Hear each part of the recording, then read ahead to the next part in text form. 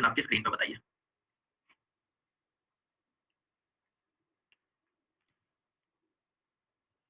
Question में बोला जा रहा है कि निम्नलिखित में से कौन सी एक सदिश राशि नहीं है, कौन सी एक वेक्टर क्वांटिटी नहीं है।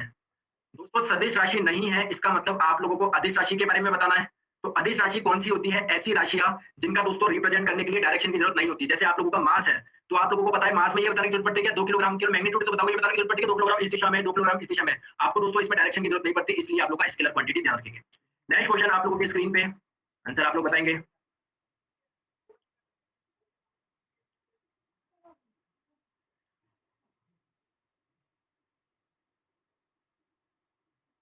जब 2 किलोग्राम वाले द्रव्यमान पर 5 न्यूटन का बल लगाता है तो उत्पन्न होने वाला त्वरण, आप लोग सभी जानते हो फोर्स क्या होता है आप लोगों का, मास इनटू एक्सीलरेशन होता है। फोर्स आपको दिया हुआ है 5, मास आपको दिया हुआ है 2, एक्सीलरेशन आपको बताना है, तो एक्सीलरेशन आपका आ जाएगा 5/2 यानी 2.5। और दोस्तों आपको पता है एक्सीलरेशन का मात्रक क्या होता है, मीटर पर सेकंड स्क्वायर होता है, तो राइट आंसर आप लोगों का ऑप्शन नंबर ए हो जाएगा। चलिए नेक्स्ट क्वेश्चन आप लोगों की स्क्रीन पे, आंसर आप लोग बताएंगे। क्वेश्चन आप लोगों की स्क्रीन पे बताइए।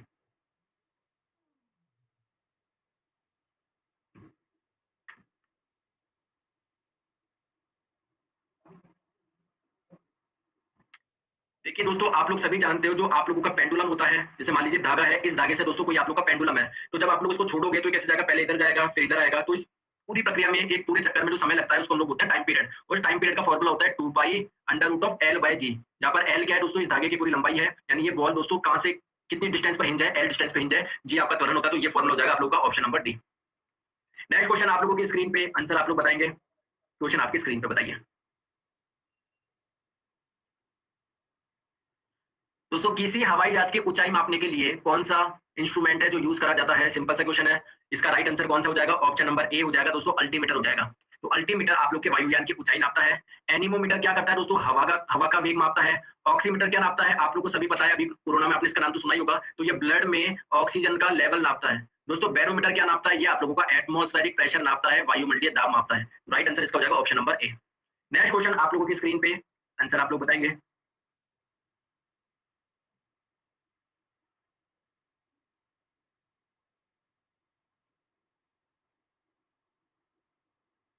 एक हजार वॉट किसके बराबर है, 1000 वॉट किसके बराबर है?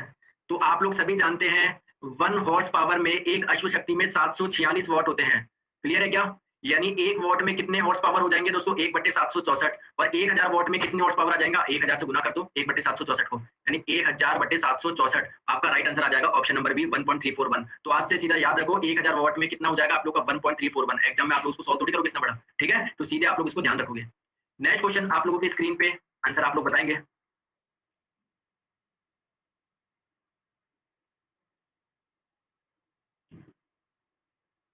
इनमें से कौन सी एनर्जी जो हमेशा पॉजिटिव होगी उसकी वैल्यू नेगेटिव नहीं हो सकती है? कौन सी ऐसी एनर्जी बताइए। तो दोस्तों इसका जो राइट आंसर हो जाएगा वो आपका हो जाएगा kinetic energy, option number C. तो कैसे हो जाएगा, जैसे आपको पता है कोई भी एम मास की कोई बॉडी है, अगर ये वी वेलोसिटी से मोशन कर रहा है तो काइनेटिक एनर्जी का फॉर्मूला होता है हाफ एम वी स्क्वायर। तो दोस्तों मास आपका हमेशा पॉजिटिव होगा, वेलोसिटी हमेशा आप लोगों की पॉजिटिव होगी, यानी पूरी काइनेटिक एनर्जी आप लोगों की हमेशा क्या होगी दोस्तों, पॉजिटिव होगी। ये आप लोगों का दोस्तों आंसर क्या हो जाएगा, option number C. Next question आप लोगों की स्क्रीन पे, आंसर आप लोग बताएंगे। क्वेश्चन आपकी स्क्रीन पे बताइए।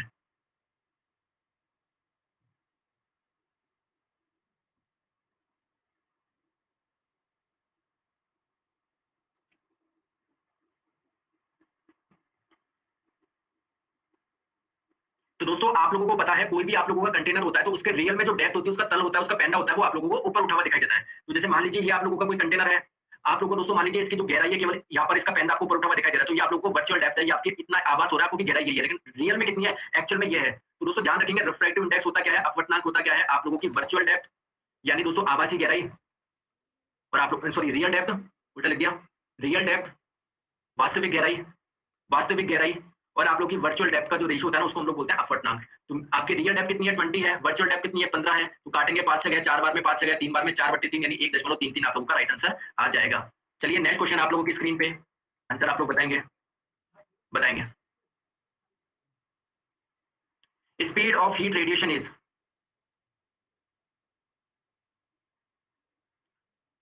Speed of heat radiation is,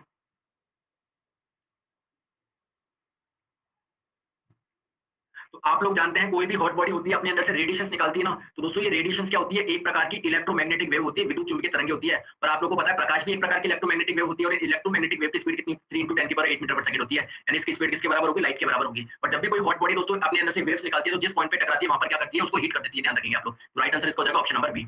next question आप लोगों की स्क्रीन पे आंसर आप लोग बताएंगे, क्वेश्चन आपकी स्क्रीन पे बताइए।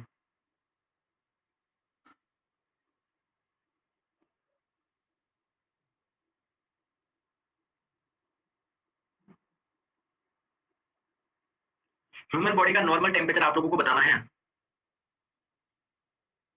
दोस्तों अगर देखिए आप लोग फ़ारेनहाइट में बात करें तो फ़ारेनहाइट में जो आपका नॉर्मल टेम्परेचर होता है वो 98.6 फ़ारेनहाइट होता है। जो आप लोग नापते हो ना 100 बुखार हो रहा है, वो क्या बताता है बेसिकली फ़ारेनहाइट स्केल में होता है। अगर सेल्सियस में बात करें तो दोस्तों 37 डिग्री सेल्सियस होता है नॉर्मल टेम्परेचर। तो आपको केल्विन में अगर बदलना है तो दोस्तों अगर किसी भी सेल्सियस को आपको केल्विन में बदलना है तो उसको 273 उसमें जोड़ दीजिए, केल्विन में बदल जाएगा। यानी 37 में आप लोग 273 जोड़ देंगे तो आपका केल्विन में आ जाएगा, और केल्विन में दोस्तों कितना आ जाएगा, ऑप्शन नंबर बी। देखो करके देख लो, 273 + 37 तो 7 और 3 आपका 10 हो जाएगा, 7 और 3 10 और 1 11, 2 और 1 3, 310 केल्विन आपका राइट आंसर हो जाएगा। ठीक है, चलिए नेक्स्ट क्वेश्चन आप लोगों की स्क्रीन पे आंसर आप लोग बताएंगे, क्वेश्चन आपकी स्क्रीन पे। ऑप्टिकल गेज कौन से प्रिंसिपल पे वर्क करता है?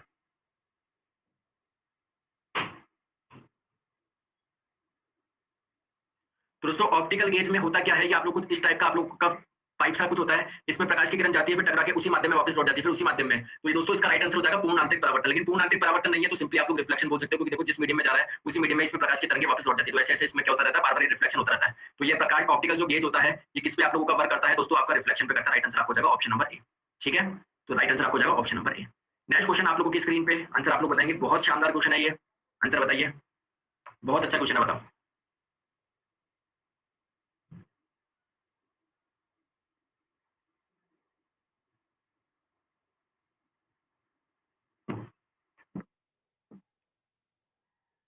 राइट आंसर आप लोगों का हो जाएगा दोस्तों ऑप्शन नंबर ए, एम्पलीट्यूड।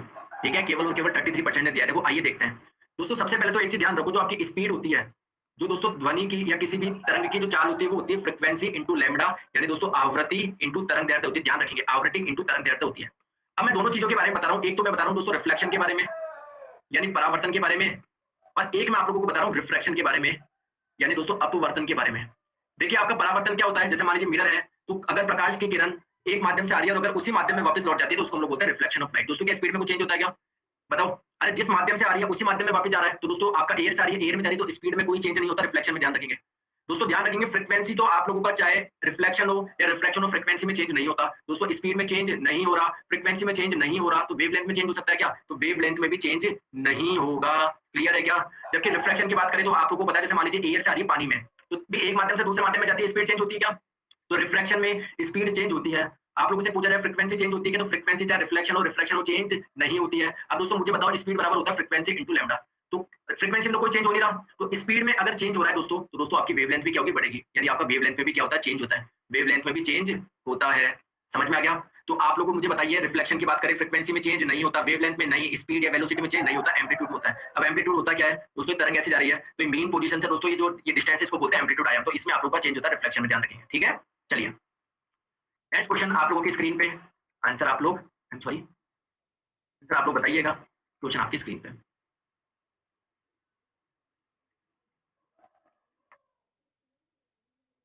तो दर्पण बनाने में निम्नलिखित में से किसका उपयोग किया जाता है, तो दोस्तों दर्पण क्या होता है, जो आपका प्लेन ग्लास होता है उस पे एक तरफ पॉलिश कर देते हैं, तो जो वो पॉलिश करते हैं किसकी करते हैं, सिल्वर नाइट्रेट की करते हैं, AgNO3 की करते हैं, किसकी करते हैं, AgNO3 की करते हैं। सिंपल सा क्वेश्चन था, तो राइट आंसर आप लोग का हो जाएगा इसका ऑप्शन नंबर ए। चलिए दोस्तों नेक्स्ट क्वेश्चन आप लोगों की स्क्रीन पे आंसर आप लोग बताएंगे, क्वेश्चन आप लोगों की स्क्रीन पे बताइए।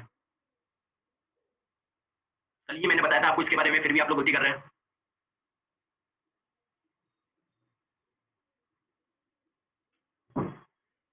देखिए दोस्तों ये आप लोगों की हो गई ह्यूमन आई, ये आप लोगों की हो गई दोस्तों क्या, ह्यूमन आई। ये आप लोगों का हो गया दोस्तों लेंस। तो ध्यान रखिए जो भी प्रकाश की किरण आती है, ये लेंस कौन सा कॉन्वेक्स है, तो क्या करता है दोनों प्रकाश किरणों को कन्वर्ट कर देता है। दोस्तों कन्वर्ट करके कहां पर मिलती है, रेटिना पर मिलती है। क्या सही में मिलती है, बिल्कुल मिलती है। तो ध्यान रखिए इमेज आप लोगों की होगी रियल इमेज यानी वास्तविक प्रतिबिंब, और रियल इमेज जिंदगी में हमेशा कैसे होता है, इन्वर्टेड होता है। तो real and inverted right answer आप लोग का हो जाएगा option number A. Next question आप लोगों की स्क्रीन पे आंसर आप लोग बताएंगे।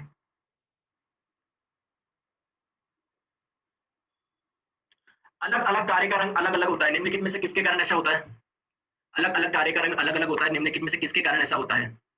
तो दोस्तों आप लोगों को पता है, हम लोगों को बहुत जनों को लगता है कि दोस्तों डिस्टेंस अलग-अलग होने की वजह से उनका टेम्परेचर अलग-अलग होगा, है ना? मतलब उनका कलर अलग-अलग होगा, बट ऐसा नहीं है, उनके टेम्परेचर के कारण क्या होता है, कलर अलग-अलग होता है।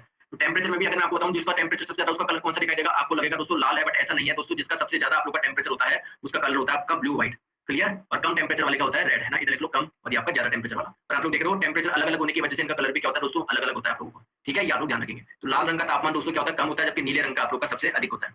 नेक्स्ट क्वेश्चन आप लोगों की स्क्रीन पे, आंसर आप लोग बताएँगे, क्वेश्चन आप लोगों की स्क्रीन पे।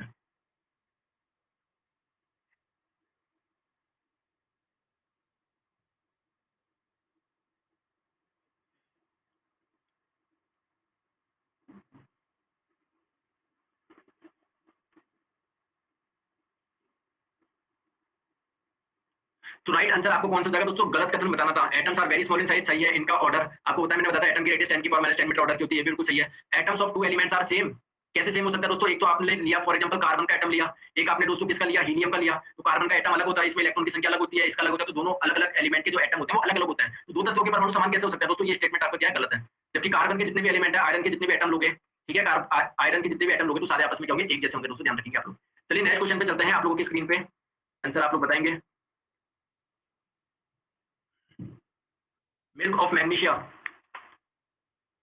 का आपको फॉर्मूला बताना है, और आपकी जानकारी के लिए बता दूं दोस्तों, जो मिल्क ऑफ मैग्नीशिया ये एज अ मेडिसिन इस्तेमाल करा जाता है पेट संबंधी बीमारियों के लिए।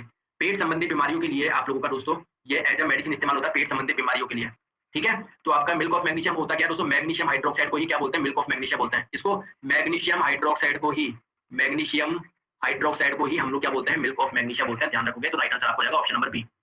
नेक्स्ट क्वेश्चन आप लोगों की स्क्रीन पे, आंसर आप लोग बताएंगे, क्वेश्चन आप लोगों की स्क्रीन पे। जो आपकी एलपीजी है, लिक्विड पेट्रोलिफाइड गैस, जो आपका लिक्विफाइड पेट्रोलियम गैस जो है, एलपीजी जो है, बताओ ये किस गैस का मिक्सचर है?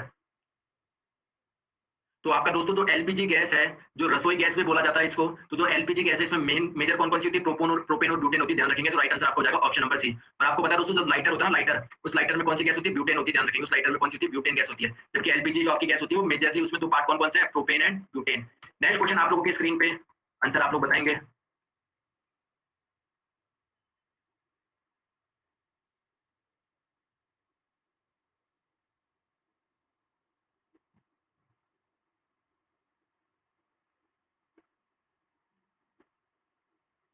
दोस्तों आपको बोला जा रहा है जो आपकी पाउडर वाली दवाओं की बोतल जो आती है, या आपकी टैबलेट जो आती है दोस्तों, उसमें क्या होता है, सिलिका जेल की एक छोटी सी थैली रहती है आप लोगों की।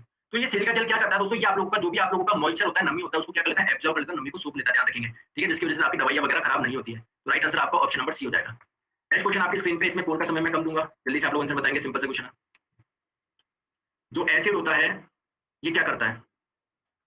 तो दोस्तों आप लोग सभी जानते हैं जो एसिड होता है, एसिड देखो, एसिड गिर जाता है तो पूरा चेहरा जल जाता है ना, तो बस ऐसे आधा तो लाल हो जाता है। तो एसिड क्या करता है, नीले को लाल में बदल देता है, नीले लिटमस को लाल में, और लाल को नीले में कौन बदलता है, क्षार बदलता है, ध्यान रखिएगा। नेक्स्ट क्वेश्चन आप लोगों की स्क्रीन पे, ठीक है, आंसर आप लोग बताएंगे, क्वेश्चन आप लोगों की स्क्रीन पे बताओ।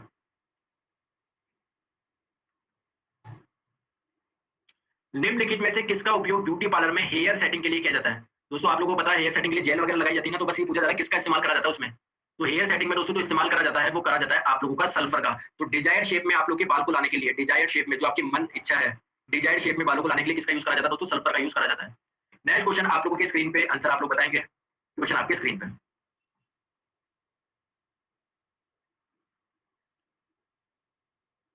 रेस्पिरेशन कैसा प्रोसेस है?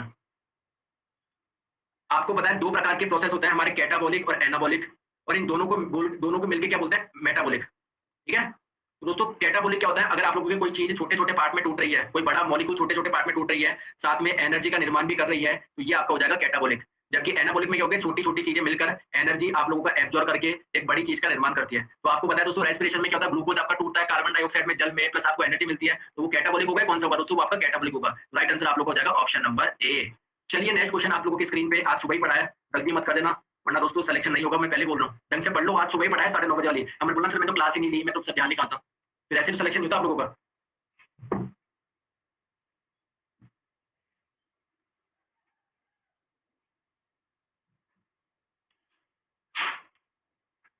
मैंने आपको बताया था दोस्तों, जो भी आपके इनवॉलेंट्री एक्टिविटीज होती है, अनैच्छिक, यानी दोस्तों जिस पे आप लोगों का वश नहीं है, कहने का मतलब है खांसी है, छींकना, हार्ट बीट, तो दोस्तों ये आपकी होगी होगी। तो ये आप लोगों का कौन ऑपरेट करता है, किससे कंट्रोल होता है, मेडुला से होता है। मस्तिष्क के कौन से पार्ट से, मस्तिष्क जिसका राइट आंसर नहीं होगा मेडुला होगा। कौन सा पार्ट मस्तिष्क, पूरा मस्तिष्क नहीं, मेडुला करता है। आज सुबह पढ़ा है फिर भी देखो केवल और केवल शर्म आने की बात है, 56% दे पर है। कोई बात नहीं है दोस्तों। चलो नेक्स्ट क्वेश्चन आप लोगों की स्क्रीन पे, आंसर आप लोग बताएंगे। क्वेश्चन आप लोगों की स्क्रीन पे।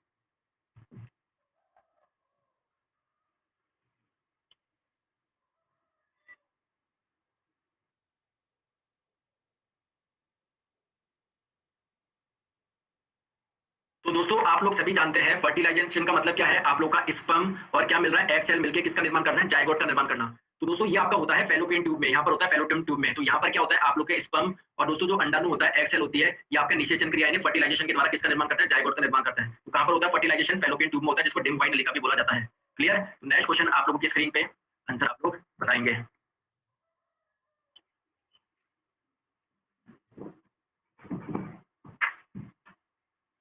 ट्रेडमिल टेस्ट कौन सी चिकित्सा से संबंधित एक टेस्ट होता है, ट्रेडमिल। तो आंसर यहाँ पर दिए जा रहे हैं। ऑप्शन नंबर जो सही आ रहा है दोस्तों, ए बोल रहा है 29%, बी 26%, 31% बोल रहे हैं, सी और डी बोल रहे हैं 13%। केवल और केवल 31% का आंसर सही है। हट आपका सही आंसर हो जाएगा। तो दोस्तों ट्रेडमिल जो टेस्ट होता है वो हृदय की असामान्य धड़कन, हृदय की व्याख्या, ऑक्सीजन, रक्त की कमी, मतलब आप लोग के आपके कोई ऑक्सीजन की कमी तो नहीं ब्लड में, आपकी आर्टरी की डिजीज, तो ये सारा का सारा जो पता लगा जाता है दोस्तों, किस में पता लगाया जाता है, आपके ट्रेडमिल टेस्ट से। नेक्स्ट क्वेश्चन आप लोगों की स्क्रीन पे, आंसर आप लोग बताएंगे। निम्नलिखित में से कौन सा एक मानव निर्मित तंतु है, मैन मेड फाइबर कौन सा है। मैन मेड फाइबर कौन सा है, ये आपका हो जाएगा दोस्तों रेयन। और किससे बनाया जाता है, ये आपका बनाया जाता है सेल्यूलोज से। किससे बनाया जाता है, सेल्यूलोज से। सेल्यूलोज कहां पर पाया जाता है, प्लांट में पाया जाता है। तो सेल्यूलोज से आपका रेयन का निर्माण होता है, ये आप लोगों का आर्टिफिशियल है। नेक्स्ट क्वेश्चन आप लोगों की स्क्रीन पे, आंसर आप लोग बताएंगे। क्वेश्चन आपकी स्क्रीन पे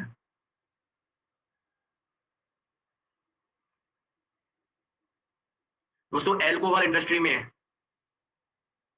किसका, आप लोगों का किस फंगस का यूज करा जाता है।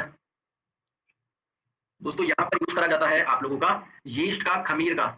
तो करा जाता है क्योंकि दोस्तों आप लोगों को पता है जो रेस्पिरेशन होता है वो दो प्रकार के होता है। एरोबिक, कल पढ़ाऊंगा सुबह, एरोबिक यानी वायवीय श्वसन जो ऑक्सीजन की उपस्थिति में होता है, और एक होता है एनएरोबिक रेस्पिरेशन।